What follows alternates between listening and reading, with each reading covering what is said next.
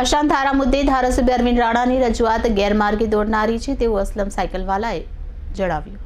સાયકલવાલા પત્રમાં લખી છે કે જો કોઈ અધિકારી ભ્રષ્ટ છે તો તે વ્યક્તિગત રીતે સામે લાવવા જોઈએ. આખા વિભાગને ભ્રષ્ટાચારની છાયા હેઠળ લાવવી એ સાવ ગેરમાર્ગે દોરી રહેલું છે. ધારાસભ્ય રાણા રાજ્યમાં પોતાના પક્ષની સરકાર હોવા છતાં આ પ્રકારના નિવેદન આપે છે એ સ્પષ્ટ કરે છે કે તેઓ અશાંત ધારાનો મુદ્દો માત્ર રાજકીય હથિયાર તરીકે વાપરવા માંગે છે. અશાંત ધારાની અમલવારીના હકોમાં બોલતા સાયકલવાલાએ વિશેષ રીતે ધ્યાન દોરાવ્યું છે કે મધ્યમ વર્ગ પરિવાર પોતાનું ઘર કે મિલકત વેચવાનું નક્કી કરે ત્યારે તેમને અનેક પ્રકારની વહીવટી મુશ્કેલીઓનો સામનો કરવો પડે છે. ઘણા કેસોમાં તો પડોશી સહમતિ આપવા છતાં દૂર રહેનાર ત્રીજો વ્યક્તિ વાંધા આપે છે અને વહીવટતંત્ર એના આધારે ફેસલો લેશે એ લાજવાબ વહીવટી તર્કવિહીનતા છે.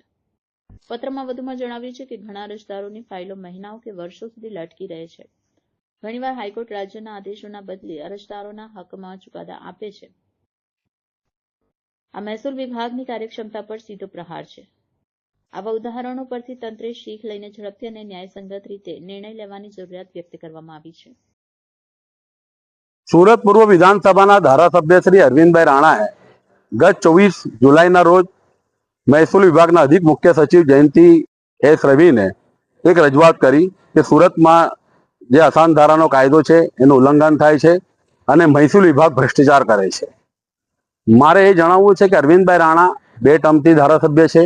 એના અગાઉ એ સુરત મહાનગરપાલિકામાં પણ સારી એવી સમિતિઓમાં વિશેષ જવાબદારી ઉપાડીને વહીવટી અનુભવ ધરાવે છે. ખૂબ કહેવાતા જાગૃત ધારાસભ્ય છે. એ ધારાસભ્ય જ્યારે એમ કહેતા હોય કે મહેસૂલ વિભાગ ભ્રષ્ટાચાર છે તો સરકાર ભારતીય જનતા પાર્ટી છે, ભૂપેન્દ્રભાઈ પટેલ મુખ્યમંત્રી છે, એટલે સીધો એમનો આક્ષેપ ભારતીય જનતા પાર્ટીની સરકાર પર છે, ભૂપેન્દ્રભાઈ પટેલ પર છે. કાં તો જે ભ્રષ્ટાચારી અધિકારી છે એને અને એના વચેટિયાઓને એમને ખુલ્લો પાડવો જોઈતો હતો. આ રીતે ખુલ્લેઆમ લેખિતમાં આક્ષેપ કરીને મહેસૂલ વિભાગના અને સરકારના બીજા વિભાગોમાં જે સંનિષ્ઠ કર્મચારીઓ છે એનું મોરલ ડાઉન કરવાનો એમનો પ્રયાસ છે. એને હું સખત વખોડું છું. નિંદનીય છે, એ નહીં ચાલે. અશાંત ધારો સુરતમાં આમ પણ ભાજપ ધારો બની રહ્યો છે. અરવિંદભાઈ રાણા પોતે અશાંત ધારા સિવાય એમની પાસે કોઈ બીજો એજન્ડા નથી, બીજા કોઈ કામ નથી. ત્યારે એમને પૂર્વ વિધાનસભાની અસામાજિક તત્વો વિરુદ્ધમાં કે દારૂના વિરુદ્ધમાં કે જુગારના અડ્ડાના વિરુદ્ધમાં કે એમડી ડ્રગ્સ વિરુદ્ધમાં ક્યારેય રજૂઆતો નથી. આજે સુરત પૂર્વ વિધાનસભામાં અસામાજિક પ્રવૃત્તિઓ વેગવંતી બની છે, પરંતુ તે ક્યારેય એની સામે બોલતા નથી. પૂર્વ વિધાનસભાની અંદર એક પણ સુમન શાળા નથી, ત્યારે એમને રજૂઆત કરી નથી. પૂર્વ વિધાનસભામાં આજે પણ પ્રાથમિક સુવિધાઓથી લોકો ઘણા વંચિત છે, પરંતુ એમાં એ રજૂઆતો કરતા નથી કે એમનું કોઈ સાંભળતું નથી. એટલે લોકોનું ધ્યાન બીજે દોરવા કે તંત્રનું ધ્યાન દોરવા માટે એક અશાંત ધારાનો એજન્ડા લઈને ચાલે છે. એ પણ એટલા માટે કે એમને સતત એક માનસિક ભય સતાવી રહ્યો છે કે આવનારી વિધાનસભા ચૂંટણીમાં એ ધારાસભ્ય તરીકે નહીં રહે, પોતાની બેઠક જાળવવા માટે કે પોતાની બેઠક બચી રહે એના નિરર્થક પ્રયાસો અશાંત ધારાના એજન્ડાને લઈને ચાલી રહ્યા છે, કરી રહ્યા છે.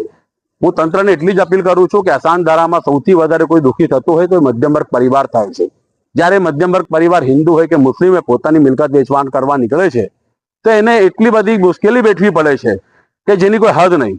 તંત્ર એને એટલું બધું હેરાન પરેશાન કરી મૂકે છે કે એની કોઈ સીમા નથી. હું તો જયંતિ એસ રવિજીને, કલેક્ટરશ્રીને, પોલીસ કમિશનરશ્રીને વિનંતી કરું છું કે તમે 3 દિવસનો એવો કાર્યક્રમ આપો ને જેટલા અશાંત ધારામાં અરજીઓ કરી છે છેલ્લા 1 વર્ષમાં એ તમામને 1 to 1 બોલાવો અને એની વેદનાને સાંભળો કે એને શું સમસ્યા થઈ રહી છે, એને કયું નિરાકરણ, એને કઈ રીતેનું નિરાકરણ કરવું જોઈએ, એનું પ્રશ્નનું નિરાકરણ કરવું જોઈએ. ધારાસભ્યની ગેરમાર્ગે દોરનારી રજૂઆતો પ્રત્યે એમને ધ્યાન ન આપવું જોઈએ.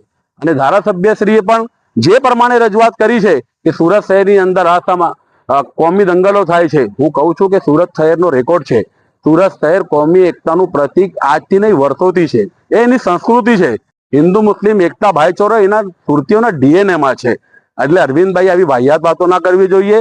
અરવિંદભાઈને પણ હું કહું છું અને તંત્રને પણ કહું છું કે જ્યારથી 2017 થી સુરત શહેરની અંદર અશાંત ધારાનો કાયદો અમલી બન્યો છે ત્યારથી કે એના અગાઉથી ક્યારે પણ પોલીસના ચોપડે એક પણ એવી એફઆઈઆર નોંધાઈ નથી કે કોઈ હિન્દુનું મિલકત મુસ્લિમે કે કોઈ મિલકત મુસ્લિમની મિલકત કોઈ હિન્દુએ ગેરકાયદેસર પચાવી પાડી હોય, પૂરતી કિંમત ના આપી હોય, જોર જબરજસ્તી કરી હોય, દાદાગીરી કરી હોય. એક પણ એવી એફઆઈઆર થઈ નથી. એટલે સુરતને આવી રીતે બદનામ કરવાનું અરવિંદભાઈ બંધ કરે અને મધ્યમ વર્ગ પરિવારોની ચિંતા કરે અને એના પ્રશ્નોનું સારી રીતે નિરાકરણ આવે એ પહેલા કાર્ય કરે.